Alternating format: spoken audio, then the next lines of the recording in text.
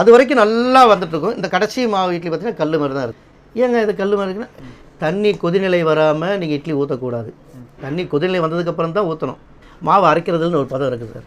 அரிசியை மட்டும் மாவு அரைச்சி வச்சா போதும். நீங்கள் இரவு இட்லி ஊற்றுறதுக்கு 1 மணி நேரத்துக்கு முன்னாடி உளுந்து ஊற வச்சு 3/4 மணி நேரம் ஊறினதுக்கப்புறம் அதை எடுத்து அரைச்சி நீங்கள் மாவில் கலக்கினாலே போதும். இட்லி பிரமாதம் வரும். முதல்ல இது உளுந்து வந்து நீங்கள் புளிக்கணும்னு அவசியம் இல்லை. அரிசி மட்டும் புளிச்சா போதும்.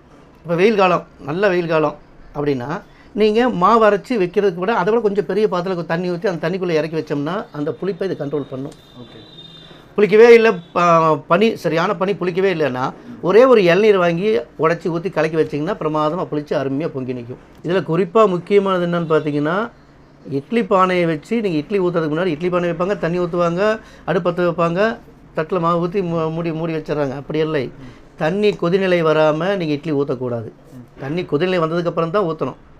இல்லைன்னா இட்லி வராது. கொதிக்கிற வரைக்குமே தண்ணி உள்ளே தான் இழுக்கும். எல்லாம் இதுவும் நல்லா கொதிநிலை வந்ததுக்கப்புறம் இந்த ஆவியில் இந்த இட்லி வேகும். நாங்கள் மாவு அரைக்கும் போது அரிசி மாவு மட்டும்தான் அரைச்சி வைப்போம். உளுந்து மாவு அரைச்சி வைக்க மாட்டோம். இப்போ நம்ம இட்லி ஊற்றிட்டே இருப்போம். ஊற்றி முடிச்சுட்டு கடைசியாக இந்த மாவு வலிச்சு ஊற்றி ஒரு இட்லி ஊற்றுவாங்க. அது வரைக்கும் நல்லா வந்துட்டுருக்கும். இந்த கடைசி மாவு இட்லி பார்த்தீங்கன்னா கல் மாதிரி தான் இருக்கும். ஏங்க இது கல் மாதிரி இருக்குன்னா, ஏங்க அது கடைசி இட்லிங்க, கடைசி மாவு அது அப்படி தான் வரும் அவங்களுக்குள்ள. அது அப்படி தான். ஆனால் ஏன் அப்படி வருதுங்கிறத நான் யோசித்தேன். ஏன் அப்படி வருது? இப்போ நம்ம அரிசி மாவு அரைச்சிட்டு கொஞ்சம் டேபிளில் லைட்டாக இங்கே வச்சிடறோம். உளுந்து மாவு அரைச்சிட்டு லைட்டாக அங்கே வைக்கிறோம். கொஞ்சம் நேரம் பொறுத்து பார்த்திங்கன்னா உளுந்து மாவு இருக்கிற அடையாளமே இருக்காது. அரிசி மாவு மட்டும் காஞ்சி போய் வெள்ளையாக இருக்கும். இந்த உளுந்தோட பணி என்னன்னா, அரிசியோடைய ஒவ்வொரு அணுக்களுக்கு இடையில ஒரு லேயர் போடுறது தான் அந்த உளுந்து போட்டு நல்லா கலக்கிறோம் இல்லையா. அரிசி உளுந்தும் அரிசியோட அந்த அணுக்கும் லைட்டாக ஒரு லேயர் போட்டு போகிறது தான். வெறும் அரிசியில் செஞ்சு அது குலக்கட்டை. நம்ம ஊற்ற என்ன ஆகுன்னா, பாத்திரத்துலேருந்து அப்படி போகும்போது கொஞ்சம் ட்ரை ஆகும்போது முதல்ல பபிள்ஸ் வெடிச்சு போகிறது உளுந்து நீங்கள் அரைச்சிங்கன்னா நுரையாக தான் இருக்கும். சோப்பு நுர மாதிரி தான்.